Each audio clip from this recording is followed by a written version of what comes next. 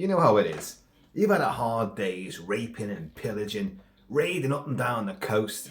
The weather's been awful. Then you come back and your trendy King Hrothgar says, "Well done, lads. I'm going to throw a great big party tonight. Bring a bottle. Bring a wench. Put on your dancing boots."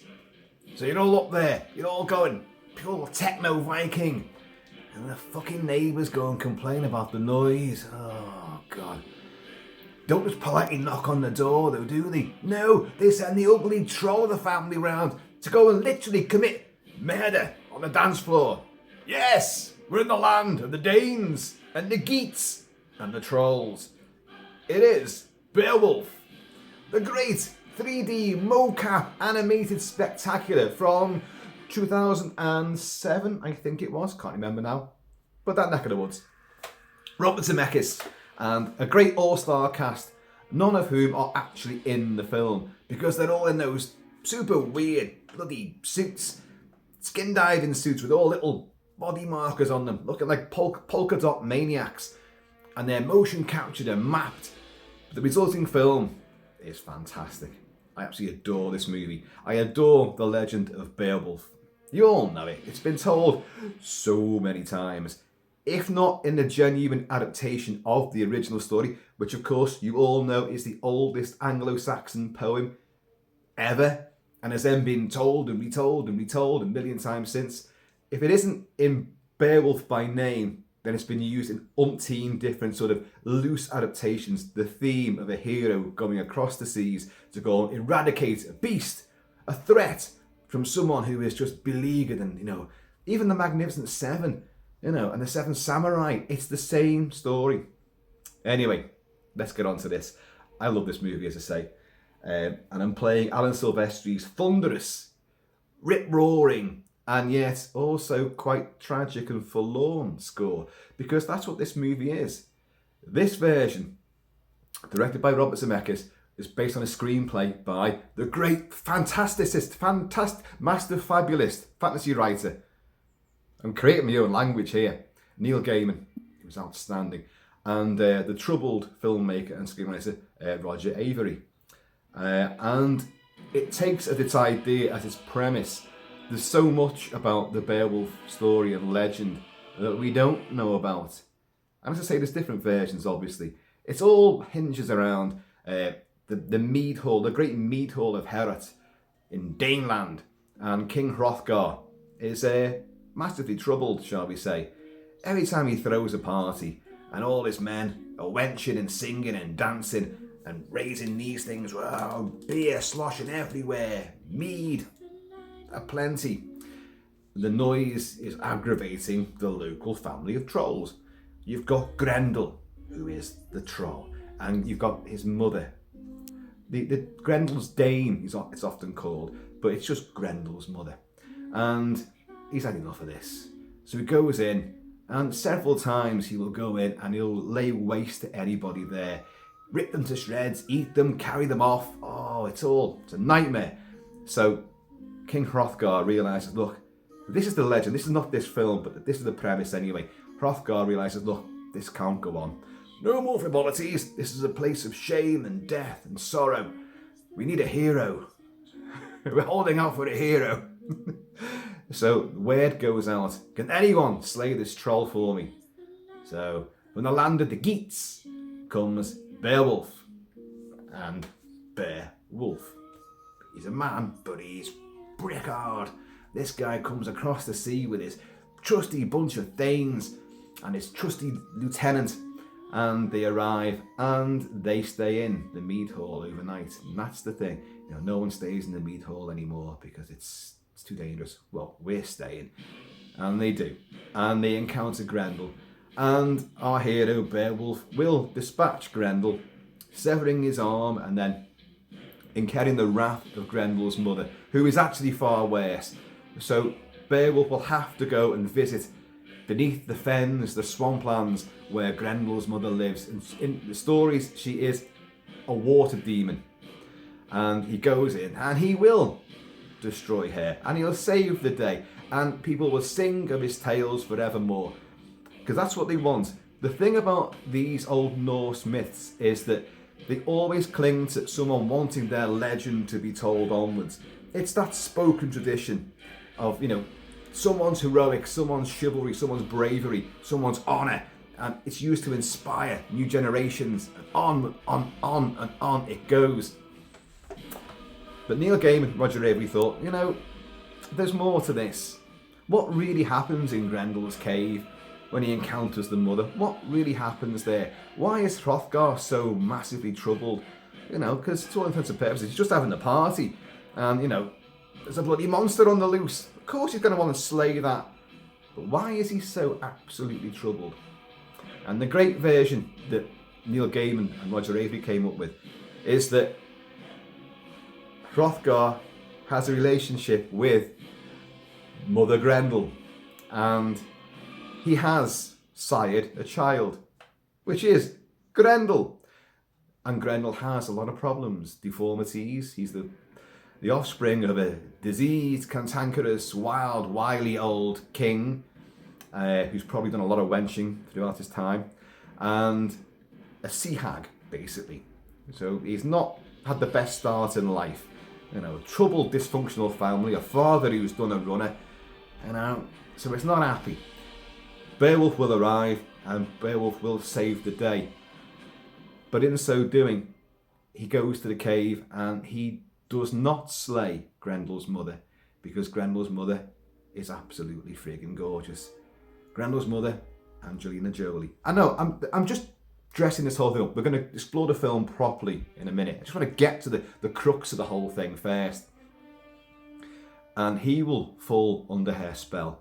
And he will then sire a child with her. But he'll lie, like Hrothgar lied to all his people, about Grendel being his son. Beowulf will come back and he'll tell Hrothgar, yeah, I've done it, I've killed her. Here's the head of Grendel itself, here's the head. And but Hrothgar knows. Describe it to me. Oh, he's just vicious, horrible, sea hag. Oh, come on now, Beowulf. Let's talk privately. We both know she's not a hag. She's quite beautiful. Yeah, she is. But did you kill her? Yes, I did. Of course I did. Right. Hrothgar then thinks, okay, the curse is lifted. Everything I own, everything I have, my wife, the beautiful, much younger Queen Wealhtheow, she's yours. My kingdom is yours. The curse is over. And throws himself out the high window of the tower onto the rocks below. So everything passes to Beowulf. But in years to come, the sea hag, Grendel's dame, has brought up another child, Beowulf's child. But Beowulf is a big, burly man, of course. He's muscle personified, and pure, brazen heroism and bravado. So what's their child? It's a fucking dragon. And the dragon comes eventually to lay waste to the kingdom. And the sins of the father will play out. And Beowulf will have to go and slay his own son. In so doing, killing himself. But this is that's it. I've just gone through the story of the movie, but we're going to go through it a lot more clinically and more in depth. But it's a clever conceit that Gaiman and Avery came up with there.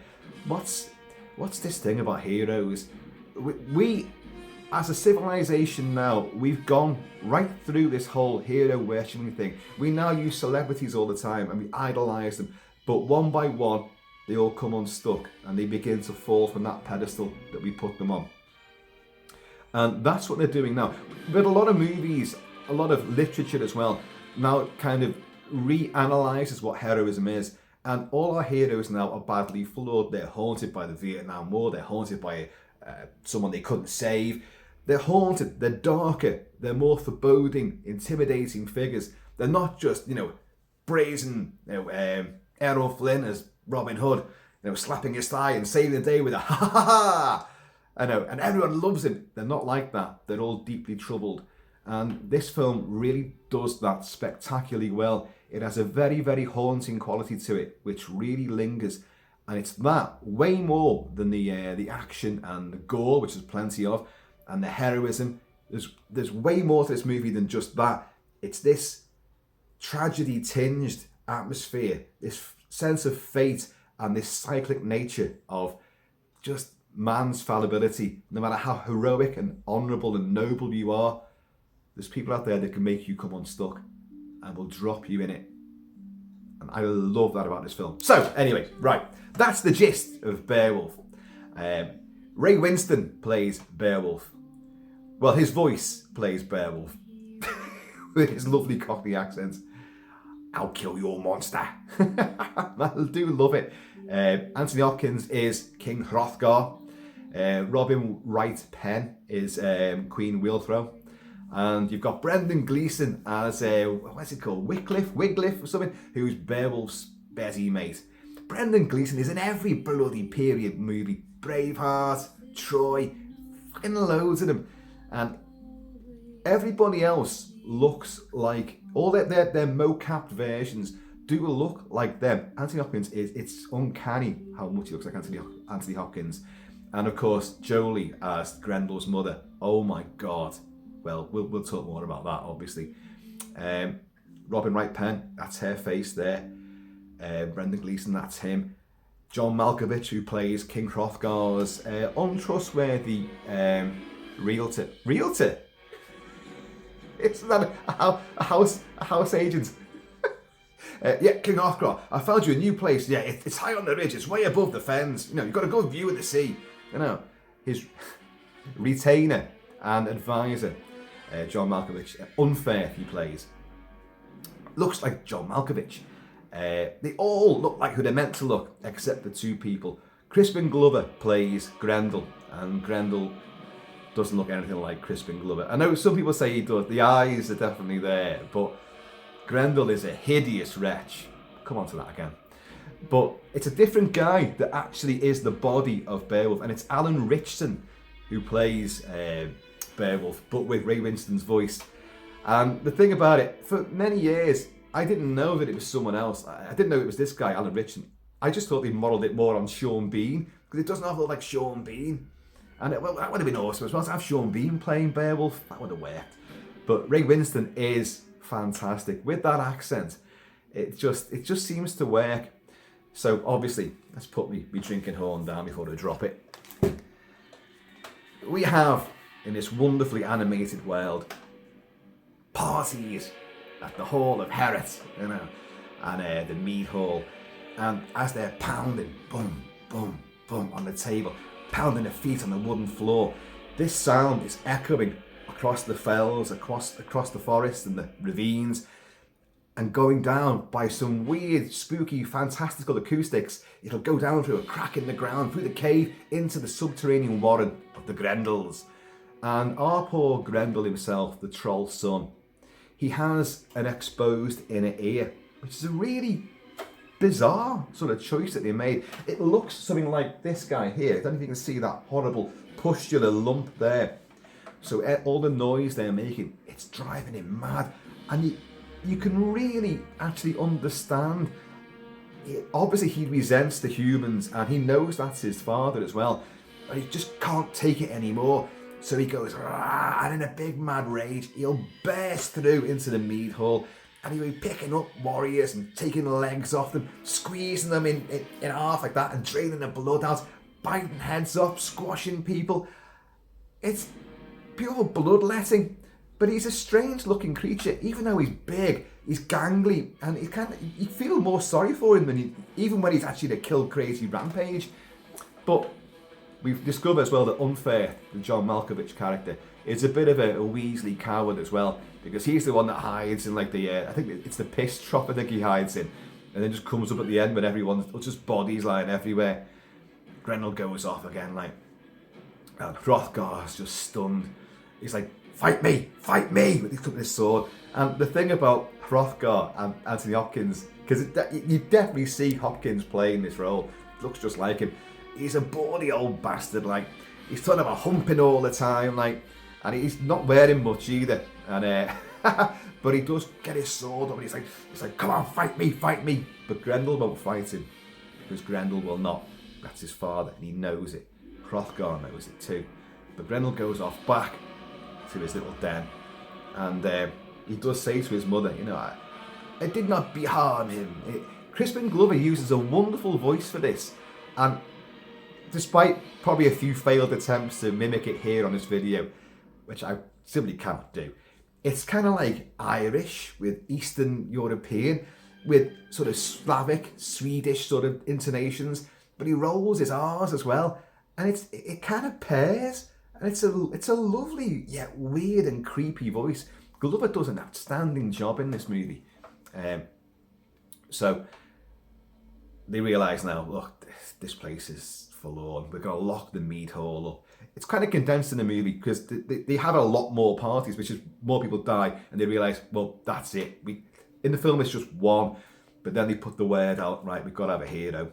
So we cut to Beowulf on his long ship, all his thanes are rowing, and of course, it's a big tempestuous rolling sea, and he's there at the prow, and like it's typical of any Viking sort of movie where you see them at sea in a huge big raging tempest, and they're all ha ha ha ha ha, they're loving it, the salty sea spray in their face, and they're just wild abandon, they don't care, you know, we're going into the jaws of hell, but we're going to do it with a smile and a hearty laugh. So they arrive, and you get all that speech, you know, I'll kill your monster. Don't you worry, I'll fucking save the day. Yeah, it's fucking scam out there, I'll fucking take it down. And he gets promised all untold riches. But Unfair, the John Malkovich character, you've always got this little snake in the grass, and he plays Unfair brilliantly. Are you Beowulf? Yeah, I am. Are you the same Beowulf that raced Brecca? I raced Brecca, yeah. Well, I just think, how can you be the same Beowulf that raced Brecca? Because you're such a big, brawny hero, killer of many monsters, slayer of many armies, and yet the Beowulf I know, he lost to Brecca. Now, this story is actually in many of the tellings. It's in that version there from the 1950s, that version from Gladys Schmidt, which is a wonderful telling of the story. And Beowulf has raced Brecca, another super, human warrior type, and they've swum through icy seas, some colossal, 5 days worth of swimming, neck and neck. But as in this mead hall, during all his introductions, and now he's forced into it, Beowulf will say, well, yeah, I raced him. We were neck and neck. But then sea monsters dragged me down into the depths, didn't they? And I had to fight these monsters. And people are rolling their eyes. And Unfair says to him, like, well, how many monsters did you battle? Was it a dozen, 2 dozen, something like that? Then he goes, 9. And you see, like, his men are going, like, it was 3 last time he told it. And you get this sort of weird thing. Now, this is a curious moment because, as I said before, Neil Gaiman, Roger Avery, and this film are seeking to expose the hero myth, what it takes to be a hero. And are they genuinely heroic? Are they hiding things? Are they making things up, embellishing their own stories, as people often do? But the weird thing is, in that telling the story, and in many others, he does race Brecca and he does encounter sea monsters. And it's not told as any kind of fiction. It's told as that's what really happened. So, and you see this as he's telling the story, it in some great action sequence where he's battling these sea monsters, riding these tentacled beasts, through the surging waves.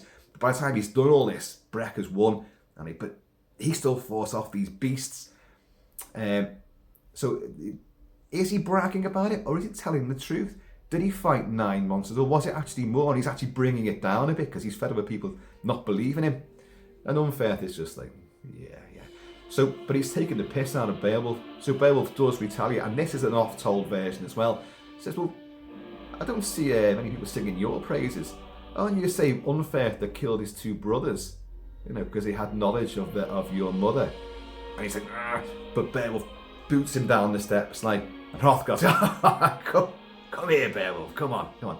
My lovely wife will sing us a song. Sing us a song, please, dear. Yeah. She's much, much younger than him. And clearly, the singing of the song and spying Queen Wealhtheow, Beowulf is smitten with her. And it's kind of clear that Hrothgar knows it. And Hrothgar, there's a definite sense of fate. He knows that somehow or other, this is going to be his undoing. No matter how Beowulf fares with Grendel, somehow the truth's going to come out and he's going to lose everything. He'll lose his wife. But he's accepting it as well because the time has come, time is right. He needs to save his people. So anyway, that night, Beowulf and his crew, the trusty warriors, his thanes, and the great Brendan Gleeson, drink and have fun, and then they go to sleep and they're resting there. But they've made plenty of noise as well, so Grendel is going to come. One of his men. I mean, these sequences are actually, this is not a kid's film. I've said about the gore, limbs getting sliced off, heads getting crunched, popped like raw eggs, people's bodies getting twisted and all their guts being squeezed out of them. Jesus Christ. But it's quite bawdy as well. You don't see any sex take place, but it's massively hinted at a lot. Big buxom cleavages, and you've got one of Beowulf's men. He's got the hots for one of the maidens there, who's got a massive pair of chesticles, and they're going to him. Hang on, you only left your wife 5 days ago? He goes, I know, but me loins are bursting, and he does try to get off with her. Anyway, hence the famous line, because they're outside in the dark, and she says look, no, it's dark now. The shadows have crept over. This is not safe. The troll will come. He's like, oh, how about a quick gobble then? I literally fell off my cinema seat when that came out. A quick gobble. I was like, what? Look, I was looking around. Is the kids in here? The words. And anyway, so Grendel does attack, and he kills a fair few in there again. But Beowulf fights nude. Because they're harkening back to the whole berserker thing. We've discussed it before in other reviews, Viking stuff I've discussed. The berserkers, you had the bear sort of unit, you had the wolf unit, and there was another unit as well, snakes or something like that. And but berserkers often fought in the nude. They might wear the headdress, the pelt of the animal that their totem is, but they fight bolloco, completely bolloco, and that's an intimidating sight, isn't it? That coming at you. So he fights nude, and he fights Grendel, and he gets booted around the entire mead hall affair, but his men are getting offed as well. Carnage aplenty, but he realises what's happening as well. He can see that Grendel is holding the side of his head. Whenever there's an impact, he's like, ah! And when he shouts, I am Beowulf! And which sounds awesome. It's susses it on, and right, work on this, runs up his back, and he's punching that suppurating wound of an inner ear. Boom, boom. And he pops it. Oh, God almighty. It's truly disgusting. And you feel for Grendel. And the more this happens, Grendel begins to shrink in size. And his men's like, he's shrinking. He's getting smaller. We're winning, in other words. In a great contrivance of, pure primitive ingenuity, he manages to get a wheel and a chain and put them round the struts of the mead hall, and he's also got the arm, Grendel's arm's chained up. Grendel's just trying to get out, and he slammed the door on his arm, and he hacked the arm off. And Grendel runs off into the fells, goes back to Mummy, and they've got the arm. He took the arm of Grendel. The victory. Poor Grendel goes back, sees his mum, and he's crying. It's just... This is where the whole thing begins to turn darker and more tragic and forlorn. And he lies there on this rock. It's also gorgeous down there in this, what should be a wretched, horrible, subterranean cave of troll stuff. Loads of treasures everywhere. We haven't seen his mother yet. We've seen a reflection of a hag witch in the water. And the water sort of glows blue when she walks through it, mystical blue. Looks wonderful. You've got blue and you've got gold all around here. And whatever you're seeing, she seems scaled hand will caress the dying form of Grendel. And he's in a great little line. I'll try and emulate it here, rolling his R's. Grendel, what happened to Grendel? And Jolie's voice. And Crispin Glover just comes out with this line. You ripped my arm off. I can't do it justice at all. You ripped my arm off. But I'm laughing, but it's actually bloody horrible. And poor Grendel dies, and in a great shot, he just seems to crystallise, fossilise, calcify. There's the word I'm looking for. And that's it. Of course, she's not going to be happy about this. Oh, no. So everyone, meanwhile, back at the mead hall is very happy. Oh, by the way, the naked Beowulf running around and leaping and fighting and doing pirouettes and all sorts of vicious acrobatics. It's funny to watch because his loinage is always hidden behind a sword or a candle or a drinking horn or a chair or something shadowy straight across it. You got to think about these animators. You've had obviously this guy. What's his name? Alan Richardson, doing all because he's a stuntman as well, doing all these acrobatics and their motion capturing and all that. And then the animators gone in and they've got to try to we've got to hide those bits, haven't we? Jesus. So there'll be some team whose job it was just to obscure Beowulf's bollocks. But it's a great action sequence though. So everyone's made up with him. And Unfair says, wow, John Malkovich, I was wrong about you. You are a hero. You have saved the day. And Beowulf's kind of well, I'm sorry about what I said about your brothers. I spoke in haste. And you're thinking, if you two really kissed and made up so swiftly, okay, I'll take that. But Hrothgar bestows riches upon Beowulf as a thanks. And he gives him a golden dragon horn, a drinking horn, pure gold, beautiful, which he's kept. And I can't take this. Oh, you must take this.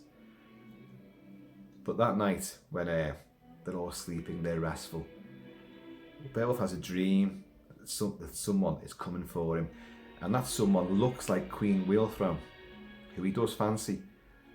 Give me a child, Beowulf. Bear me a son, Beowulf. And then the face will change, and he'll wake up in a jolt, and in a horrifying moment, you see all of his men hanging from the rafters of the mead hall. They've been disemboweled, they've been mutilated. They're all dead and dripping. It's like an abattoir.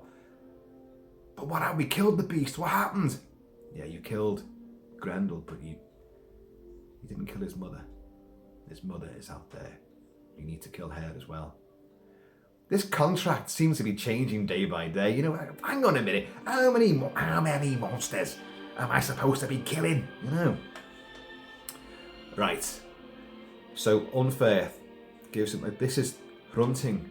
This is an ancient sword given to my father and my father, his father before him, blah, blah, blah. Now I've got it. I'm giving it to you because I like you now. I trust you. Hrunting, take that. And Beowulf, take that horn as well. It'll be a light for you in the darkness when all of the lights go out. I had that somewhere before. And so he and Wiglaf, Brendan Gleeson, because the men are all dead now. They were gonna actually go the next day, and anyway, so they go through the swamp lands, and they find this horrible swamp. There's all skeletons floating around in it, and there's this deep sort of gouge in this ravine wall. It's in there, and Wiglaf says to him do you want me to come with you? He's like, no, I'll go alone. He's like, thank God for that. I'll mind the horses then. So this is when Beowulf will meet Angelina Jolie. Because when we see Grendel's mother, it is just Angelina Jolie in the nude. And as she rises out of the water, and he's there just in a loincloth with this sword glowing like Sting. It's glowing blue when he's in there. And this horn is glowing too. I know, I'm trying to not make a joke about that as well. And he stood there and he's like, God, monster. But she's not a monster, she's gorgeous.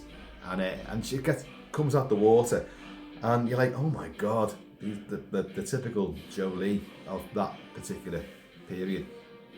And all this liquid gold just sloughs off her gently, but it covers all the pertinent bits. So she is a golden effigy of complete beauty. And she strides towards him. She has a tail, a serpentine tail swinging there. But she also has, in a wonderful touch, I'm a bloke saying this, obviously, but she has inbuilt into her own body, stiletto heels. And it's just, you're like, oh wow. Hrothgar, fell under the spell of this woman. You know exactly what's going to happen here. So Beowulf, and this is what Neil Gaiman and Roger Avery brought to this particular telling. Beowulf's going to come a cropper here. He's going to fall under her spell, and she'll take the horn in more ways than one, and she keeps the horn, and he returns with the severed head of Grendel, and presents it to Hrothgar. And I'm like, look, I've killed that sea hag. And as I said before, Anthony Hopkins as Hrothgar says, come now, Beowulf, we know she's not a hag. We both know she's beautiful. But did you kill her? Yes. Yeah, I did, yeah. And where is the sword? Hunting, I lost the sword in the battle. We were underwater. She dragged me into the pool. I lost it. I lost the horn as well, like.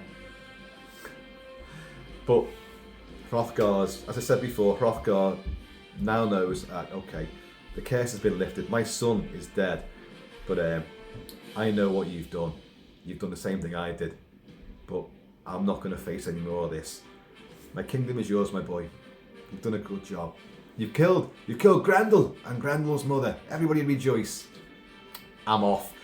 Hey! And he leaps out and he's killed. So it's all hail Beowulf, the new king of the Danes. And then many years pass.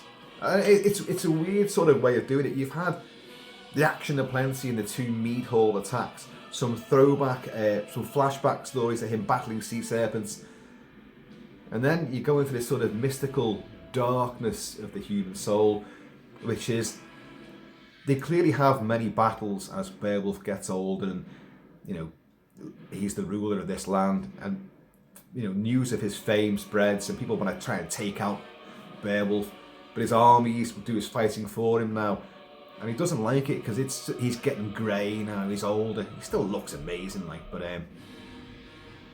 and they will encounter, but one survivor of a battle they have on the shore. There were some people who come across the seas to try and take what Beowulf has, and they want to put him to death. And Beowulf goes, no, leave him. And they have a little discussion, and this guy's like, I want my stories to be told that I am the man that killed Beowulf. You can't kill Beowulf. No one can kill Beowulf. Only Beowulf can kill Beowulf. Give this man a gold coin. Send him on his way. He has a story to tell. But you can see that Beowulf is now lost in the reveries of poison and guilt. He now has Queen Wealhtheow as his queen. Hrothgar's gone. He's got Hrothgar's kingdom and his wife. Excuse me. That reminds me. Bottoms up. To Beowulf. And but he's not happy. He's taking other lovers, younger lovers. Alison Lohman, who was great in Drag Me to Hell. Oh, I love that movie. One day I'll cover that properly. And she plays a handmaiden who's obviously, our Beowulf is knocking her off on the slide, but Queen Wealhtheow knows that and just accepts it because it is what it is. These kings are, these rulers, these warriors, they are what they are. They do what they do, and I've just got to put up with it. But I still love him. And he still loves her, but he's just doing what men do. And so there's a passion there, but he's drying up. He's pained by former glories, but also the taint and guilt that he feels. Anyway, what happens next? That bloody dragon horn resurfaces. Unfair now, John Malkovich has turned to religion, Christianity, and it's great that he brought this in. He's got a church now in the village outside, and he's much older and infirm now. Every time you've seen him, he's had this little manservant. This in the early parts where Beowulf's only young, it's a young lad, and he's forever, don't spill the king's meat. He's booting, he's kicking shite and getting his stick and hitting him, and he's doing it. He does it here. This poor lad is the one that found, this golden horn. And unfair. See, this is where it gets confusing. What possession of the of the Golden Horn seems to be condemning. While it was missing, they've been okay. But Hrothgar had the Golden Horn to begin with, to give to Beowulf after slaying Grendel. So, and he had it, and Grendel only began to attack once merriment and parties were taking place. So they'd had presumably a good few years of peace and prosperity and, untroll-like behaviour. But this has resurfaced. I think you've got to take it as the point that it's meant to return to Beowulf, so that gives her a reason to unleash what's going to be his son upon Herod and that kingdom, and Beowulf personally. But this poor lad's found it. Where did you find it? You said you lost it. Yeah, I lost it in the fens. Why, I found it in the fens, on the swamp, And John Malkovich, he's hitting him with a stick. Go on, boy, tell him. This poor lad doesn't get a fucking break. And anyway, the next thing that we know, of course, the dragon, the big golden dragon that is the son of Beowulf and Grendel's mother, is going to start laying waste to the land. It'll blight that village, and poor John Malkovich is there like, and he's half burned. What was it? It was a dragon, and all this. And Beowulf and Wycliffe, Brendan Gleeson, will journey out to this chasm, this cave again, and once again they'll be there, and Wycliffe will say like, do you want me to go with you? He's like, no, I'll go alone. And he's like, oh good, I'll mind the horses. So he goes in there, and he's like, he's got the horn again. These men have always got the horn, haven't they? And he's like, this, I don't want it, take it back. And he throws it into the cave at Grendel's mother. But of course, she goes, nah, your son can have it. And like, he looks up, and there's this fucking big golden dragon. And it flies out, and they've got they know it's coming, it's already done some damage. He's got armies across this huge canyon, and a little rickety wooden bridge that they've come across on the horses, and all the men are there, all the archers are there, and he's already got his battle lines drawn up. Got to defend the city. It's become a much bigger place now, Herod. It's a much bigger establishment, and but they come riding out afterwards. They've got to try and stop this. And the dragon's flying very slowly. And even though Beowulf's a lot older now, he's still got what it takes. And he manages to hang off the tail of this bloody dragon. And he's flying with the dragon. The dragon's burning everybody in sight. Like, it's knocking the horses down and all this sort of stuff. Brendan Gleeson's trying to catch up and all this. But Beowulf's hanging off this dragon. It's burning the bridge and all that. It's taking out men left, right and centre. It's heading for Herod, which has now got great big battlements, a huge big castle. And you've got Queen Wheelthrow, and this handmaiden, Alison Lohman, on its battlement.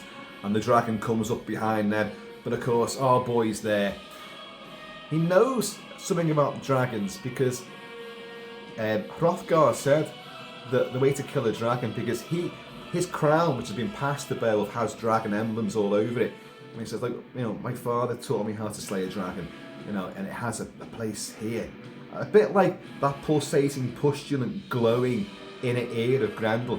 They have this surging gemstone, which is their power, and it's down there in their chest. So he's trying to get to that, and he's hanging off this dragon.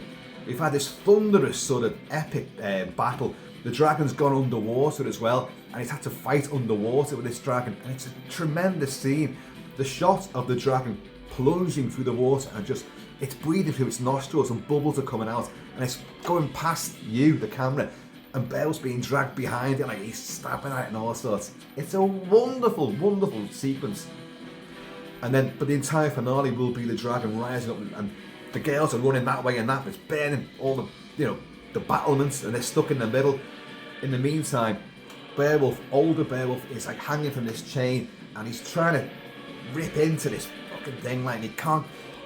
He stabs through this beating gemstone, and inside you see the heart, the real heart beating, and he's trying to reach it, but he can't get in there, he can't reach it. So he begins to hack through his arm to give him a bit more pressure so he can get in closer.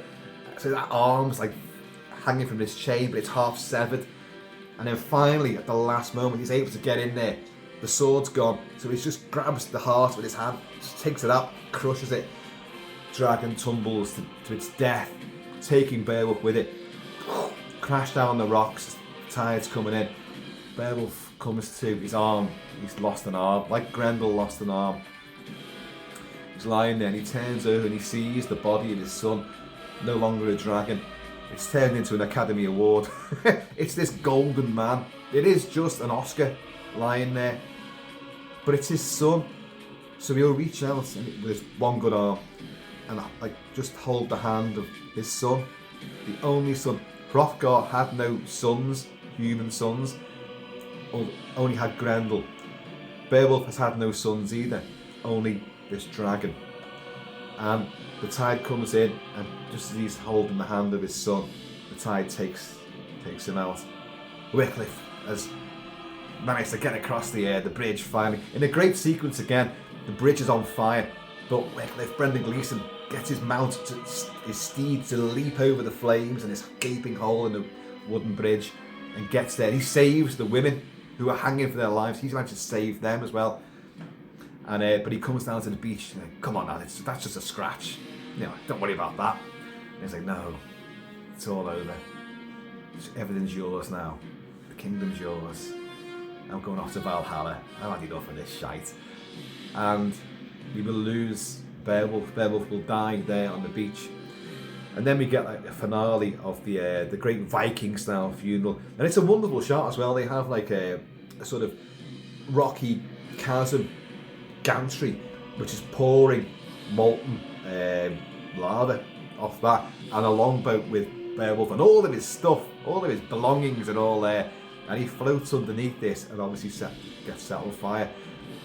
Wycliffe will be on the beach watching his hero, his best friend for all their lives, as the boat slowly sinks. But he sees Grendel's mother, bedecked in her golden scales, caressing Beowulf as this sinks beneath the sea, and he's watching. Did I really see that? And as he walks off through the surf, what turns up? There's that bloody horn again. And men's minds are turned by many things. Gold, picks it up, and then golden women as well. And Jolie, Grendel's mother, rises out of the water and just floats there and just gives him that look, and you see him thinking he's got the horn, and he's got her looking at him, temptress.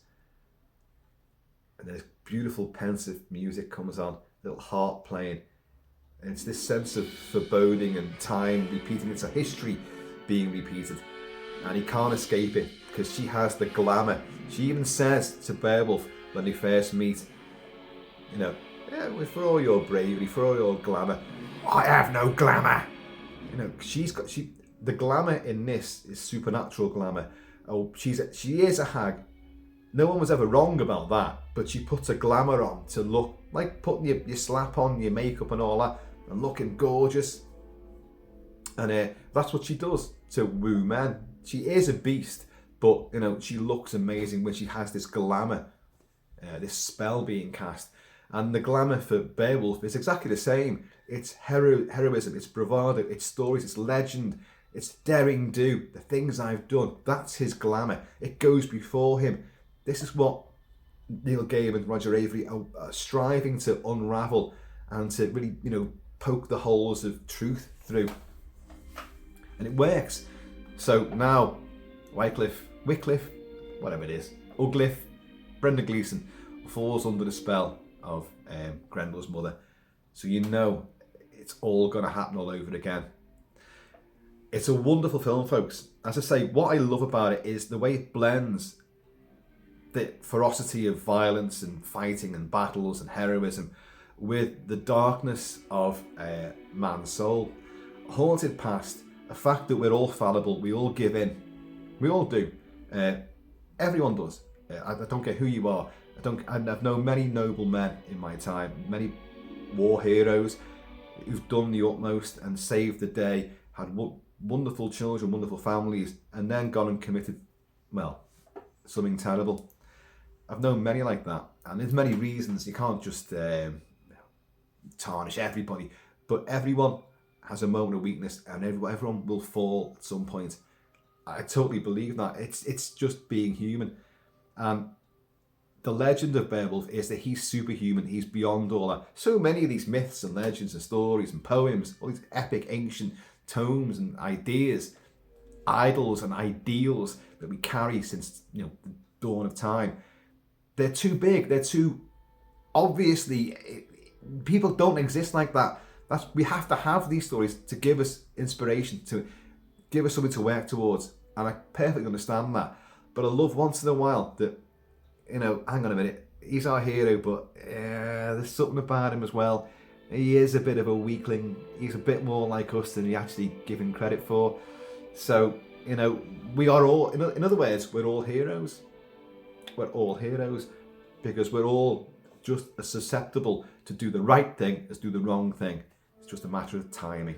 And this film works perfectly on that. So you have this much darker second half where he's an older man, he's clinging to his old sort of memories, but knowing all the time in the back of his mind, I lied. I got this kingdom through a sham, and I've done exactly what Hrothgar did, and at some point that's going to come back and haunt me. I know it is. And it's draining the life out of him. Only when his son does make an appearance and does threaten everything, he retains the valour that he used to have. But to win the day, he's got to kill his son, So there's so much going on. The animation is brilliant, brilliant. What it does have, and I've got to address this, of course, is the dead eyes. Zemekis did this, of course, with Polar Express. And Polar Express, if anything, polarised audiences. I thought it was a wonderful looking movie, but I did not enjoy it. And no matter how good the motion capture is and how wonderful and involving the animation is, they have these dead eyes. Now, in Polar Express, that actually became very alienating, and you didn't sympathise or like any of the characters because they were dead. It was kind of weirdly upsetting to watch that film. Now, in this, they've still got the dead eyes, but it totally works. Why does it work? Because of this theme of everyone being haunted. They're almost like shades of their former selves. Heorot has been doomed and haunted for decades. The trolls have been laying waste to it. Everyone's got secrets. Everyone's got this hidden agenda. They're all hiding something. They're all guilty of something. So they're all walking around, under the pretense that everything's fine, but their eyes betray it. Now, because of that sort of theme, that animation, now that's just pure luck, I think, but it works with this movie. So I can't and will not denounce the film for, they've all got dead eyes. Oh, it's horrible. It works because of that. It's totally in sync with what the themes of the movie are.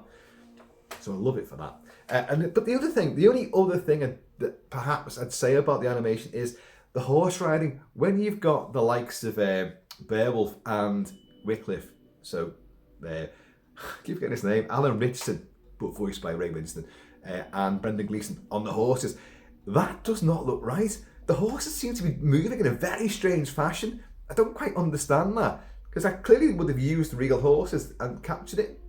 I don't know. If you get it on Blu-ray, there are extensive documentaries on the making of it. Sadly, the 3D on this movie is really, really good. But you try finding the Blu-ray that's got the 3D on it. You've got to go to different territories, Europe, Japan, to get a copy of it. I haven't got a copy of it, but I have seen the film in 3D, and the 3D is amazing. There are many moments in this where you know it's a 3D film, like when Beowulf first arrives on the shore beneath the kingdom of Heorot, Hrothgar. I can't say that, Hrothgar's kingdom, and you've got an emissary is rode forward. Who are you? And all this and this spear comes right out through the screen. Well, in 3D, it's right over your shoulder. You're like that, and in the great camera movements, the camera sort of tilts around, pivots around, and that spear's come right out the screen. And as it turns around, you've got Beowulf standing right next to you, and the spear points right by his eyeball, and it's a great shot. It really, really works. Now, when you watch it in 2D, you just go, "Oh, that should be 3D, that. Well, it should be. But there's not that many shots which are so obvious poking out the screen, so you can watch the film very happily and safely in 2D and not have any issues with it whatsoever. But you will know it's a 3D movie. Now, this whole thing about the debunking, demystifying heroes was done again in that film Hercules, which was also 3D. This was the big 3D phase for years, with The Rock playing Hercules. Now, that film got a bit of a bad rep when it came out. I actually really liked that movie, and it did the same sort of thing. It kind of shows that, look, these heroes ain't all they're cracked up to be. A lot of these stories are bullshit. You know, they're embellishing their own tales, and their own men are helping to create this mythology because it's better for all of us. We get more work, we get more women, everything's better, you know. And that's what I'm saying about this movie. Whereas in Hercules, it is a myth-building thing, and he will have to become the hero to save the day, eventually, properly the hero. But in Beowulf, that thing about the race with Breca, it's almost like they're trying to make out that this didn't really happen, or it didn't happen the way that he tells it. But I think it does. I think, I don't know, I'm making a big point of this. It's just that it seems to be an issue that they're trying to make in the script and the screenplay and the story and the film. But I think he did go on that race with Breca, and he did fight sea monsters, and only he really knows that truth. So whatever his men think and whatever else around him thinks, if you're going to be a dissenter, well, you still lost the race, didn't you? Well, I lost it because I was fighting sea monsters. Of course you were. Yeah, that's why you lost it. Yeah, right, yeah. You can't even just admit when you were wrong, when you lost, when someone was better than you. Oh, you had to bring monsters into it. But I think that is why you lost. You did fight monsters. I know. It's a strange thing to harp on about, but I still think it works. I'm going to move on to... where is it now? Silvestri's score. Alan Silvestri, Predator, The Abyss. So many movies. Just Back to the Future. Just, there's so many great... Delta Force. Stop me before I go on listing more Alan Silvestri movies. Avengers. There's so many. He did this, and it's a wonderful combination, as I said before, of pounding, bravado, relentless, heroism.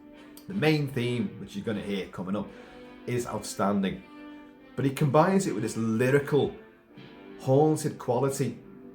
If you listen here, there's actually electric guitar playing here, which is heavily processed and sampled and all that. But it's got strumming electric guitar, which sounds monstrous. But I love it. And this main, percussive wallop of a, motif for Beowulf. And the chanting voices, of course. Poor, Grendel's like that. Oh, no.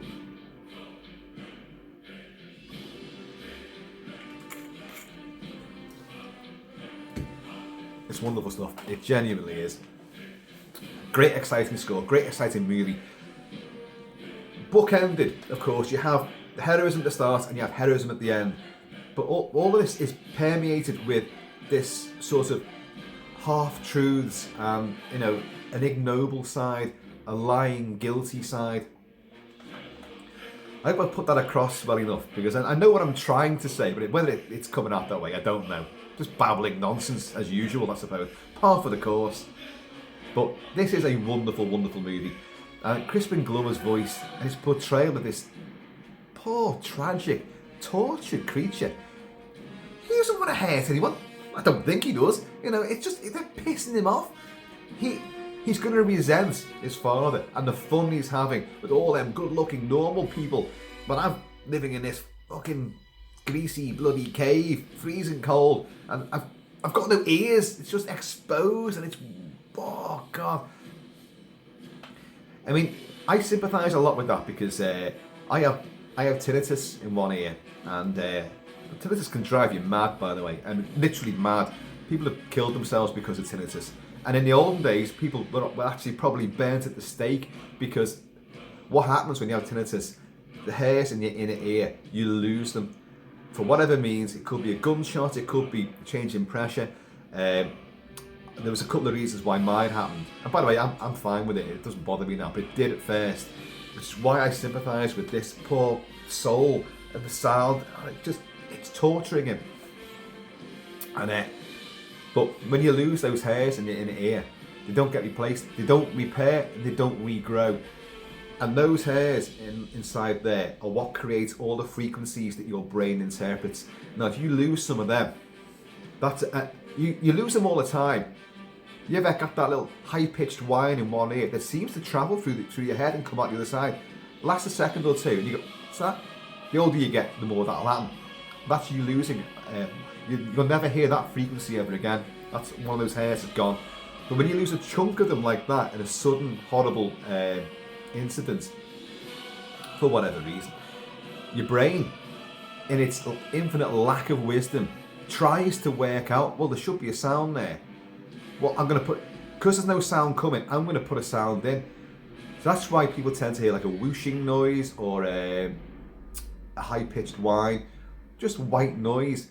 But some people hear voices, and that has got to be one of the worst. William Shatner has tinnitus. Larry Lamb has tinnitus. There's many. What's his face from Coldplay has tinnitus. A lot of people in rock bands and musicians have tinnitus. It just goes with the turf, obviously. But people in the old days would hear voices. Some people hear voices. So imagine if you complaining to some local apothecary in the village. There's voices in my head. Witchcraft! Burn them! Oh, fucking hell, you know. It's not good. By the way, gunshots going off quite close to you and explosions. Yeah, the land of tinnitus. Welcome! Welcome everybody. But that's why I really sympathise with poor Grendel. And that's a new thing which they put in there. Grendel's just in the original stories, he's just a fucking troll.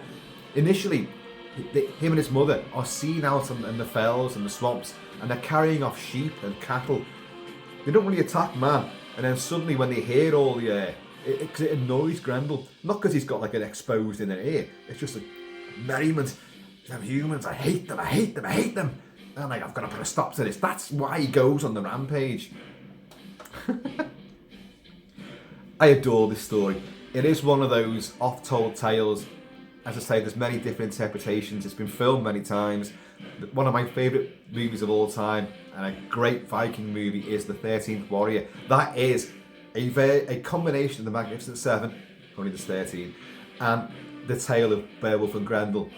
The hero in that is called Bullywith Beowulf. They're Vikings. They travel up to King Hrothgar's land. They are being plagued by the Vendal. And the Vendal is this cannibalistic tribe. It's a vast army, but in control of them is the mother Vendal, who's a bit of a witch. So it's a reworking of Grendel. There's also a version called Beowulf and Grendel with Stellan Skarsgård playing Grendel, and you've got Gerard Butler playing Beowulf. It's okay. I might look at that. I might review that properly at some point. It's worth looking at again. I haven't seen it for a good few years. But there's no end of tellings of this tale. Someone has a problem, and you've got to get a hero in to sort it out. See, how many... Edward Woodward was the equaliser. You've got a problem, you can find me, I'll sort it out for you. Don't you worry about it. Oh, it's a troll. Oh, fuck that. No, too old for that kind of shit. No, bye. Call the A-Team instead. But yeah, this is a film well worth... If you haven't seen it, you probably feel like you have now. It's well worth hunting out and watching it. And if you can get the 3D version, then do so. It's very expensive though. I have thoughts about buying it. I may well do at some point, because it is worth it. But the film itself is genius. The animation is wonderful. The characterizations and the vocal work is outstanding. Anthony Hopkins is incredible in this. I love him. He's dancing around. Hopkins is a wonderful, wonderful actor. He's a very strange, eccentric guy as well in real life, which is why he seems to seek out a lot of these very strange roles. I mean, look, Hannibal Lecter for one thing, and then in The Wolfman playing Lawrence Talbot's dad.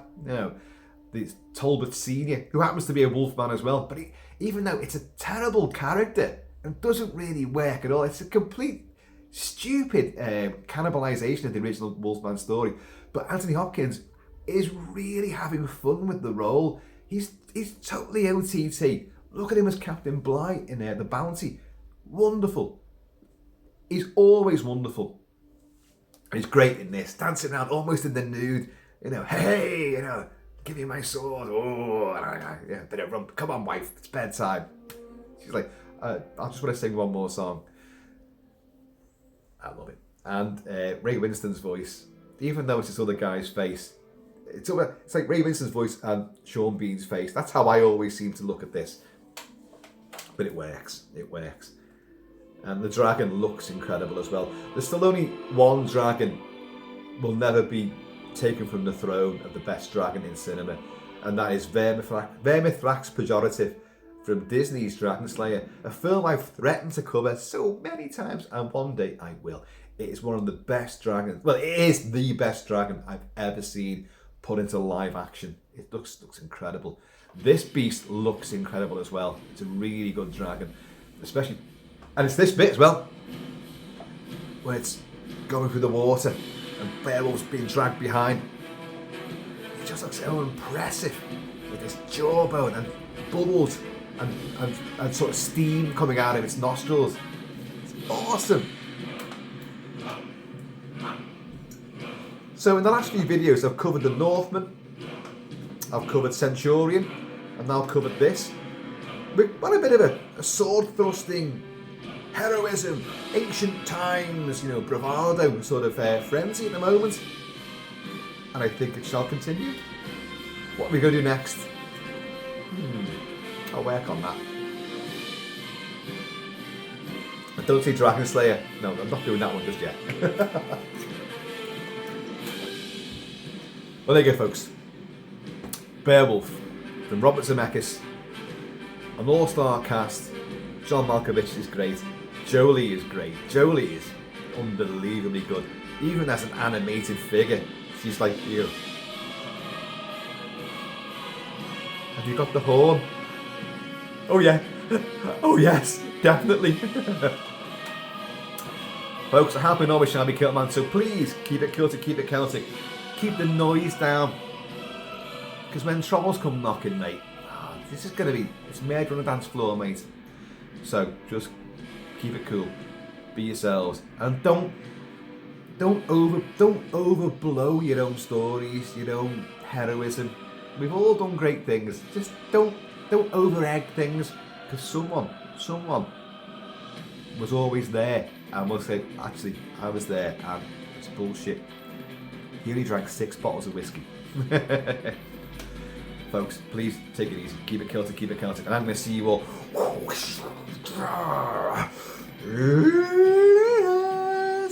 Oh, and if you like this video, please hit the like button. And hit the subscribe button if you haven't already. For those that have subscribed, you're champions. I love you, all of you. So please, be happy, y'all.